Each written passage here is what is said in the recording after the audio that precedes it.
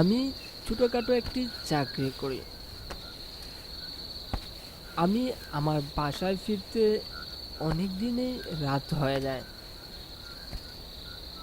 আজকে আমাকে অন্য দিনের চেয়ে ডিউটি একটু বেশি করতে হয়েছে। এমনটা শুধু আজ না, প্রায় দিনেই আমার বাসায় ফিরতে অনেক রাত হয়ে যায়। বেসরকারি চাকরি করি তো, তাই ডিউটি একটু বেশি করতে হয়।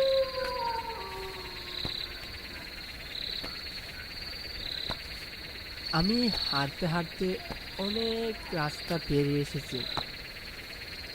আমার চারপাশ দিক থেকে কোনো মানুষ নেই। আমি একা একা হাঁটতেছি মাঝ রাস্তা দিয়ে।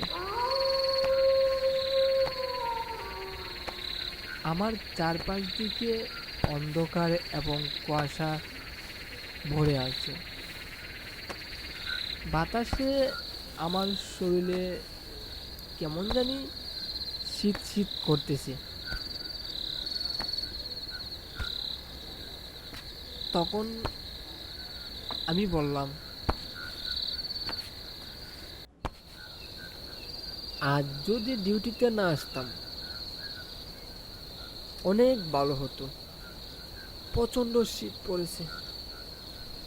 না না, আমাকে আর দেরি করলে চলবে না। আমাকে তাড়াতাড়ি করে বাড়ি ফিরতে হবে।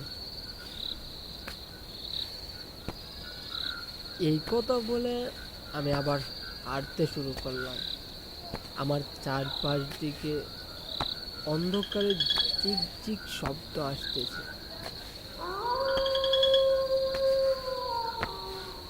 আবার বিভিন্ন রকমের জীবজন্তু ডাকতেছে। আমার ভিতরে কিছুটা ভয় ভয় কাজ করতেছে। আমি ভয় না পেয়ে সামনের দিকে হাঁটতে শুরু করলাম।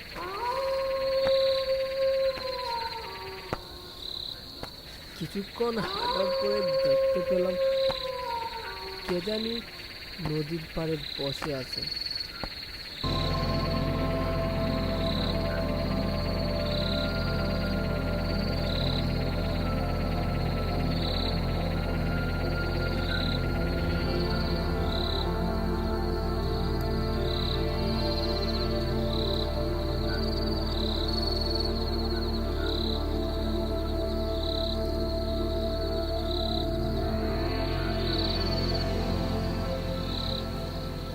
তখন আমি ভয় না পেয়ে আবার নদীর পাড়ের দিকে হাঁটতে শুরু করলাম।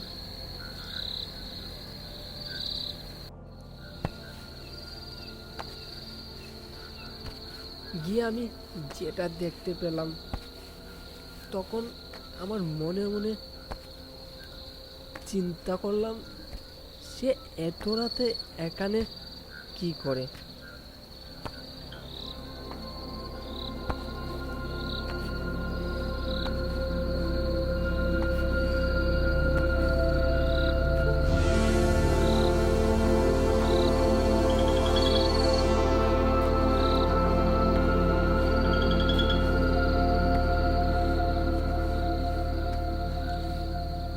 তখন সে আমাকে জিজ্ঞাসা করলো,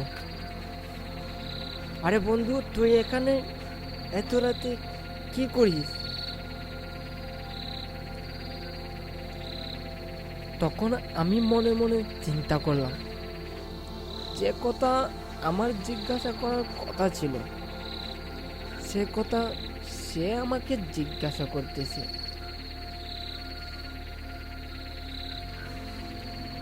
আরে বন্ধু, তুই এখনো দাঁড়িয়ে আছিস? বসে পড়, বসে পড়। সে কথা যতই শুনতেছি ততই আমি অবাক হচ্ছি।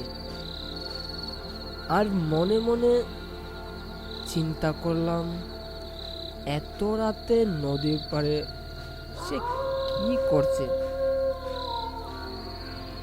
তখন কিন্তু আমার ভিতরে প্রচুর পরিমাণে ভয় করতেছে। আর আমি ভাবতেছি মনে মনে ভূত পেতন হয়তো আমার পিছু নিয়েছে নাকি আজকে। তখন সে আমাকে জিজ্ঞাসা করলো,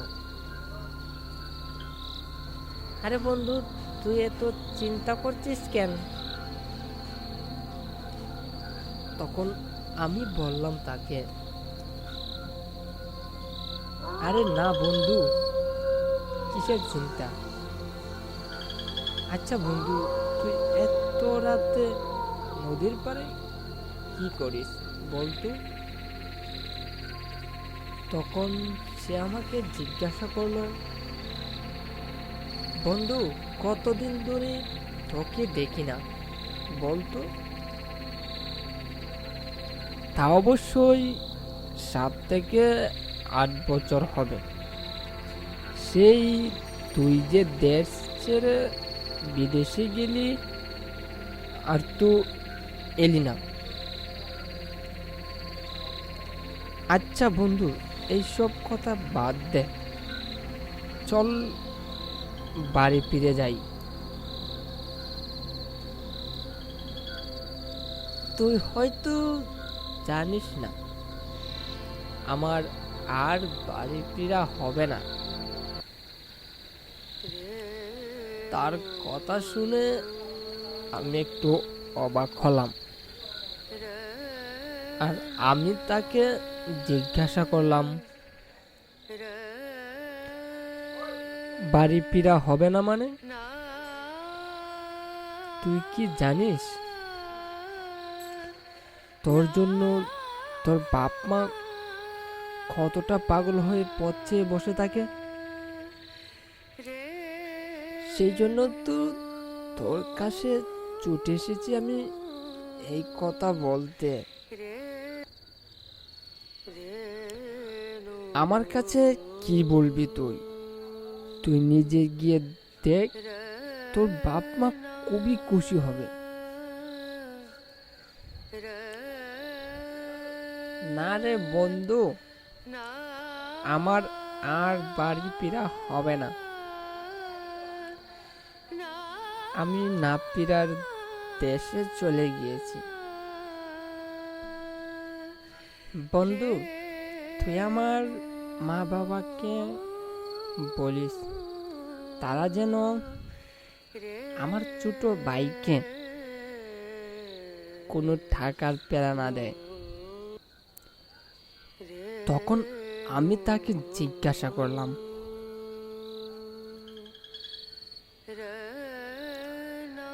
তুই এইসব কি বলতেছিস?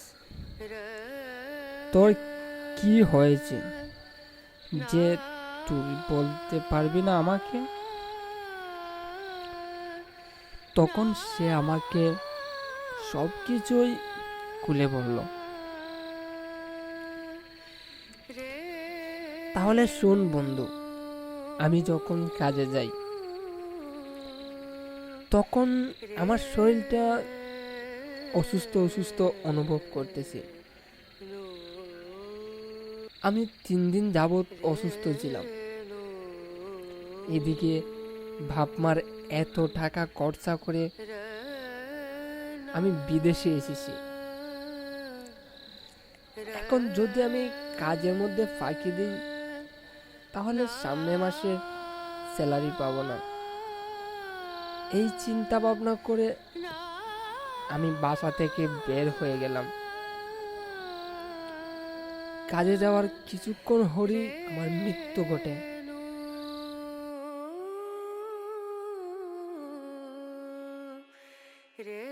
আশা করি আজকের গল্পটি আপনাদের সবচেয়ে ভালো লেগেছে, এবং এই গল্পের দ্বিতীয় পার্ট বের করতে হলে আপনাদের 100 কমেন্ট অবশ্যই পূর্ণ করতে হবে। আর একটা সুখবর রয়েছে আপনাদের জন্য, যারা যারা ব্যবসা করতেছেন তারা আমার হোয়াটসঅ্যাপে নক দিতে পারেন এখনই।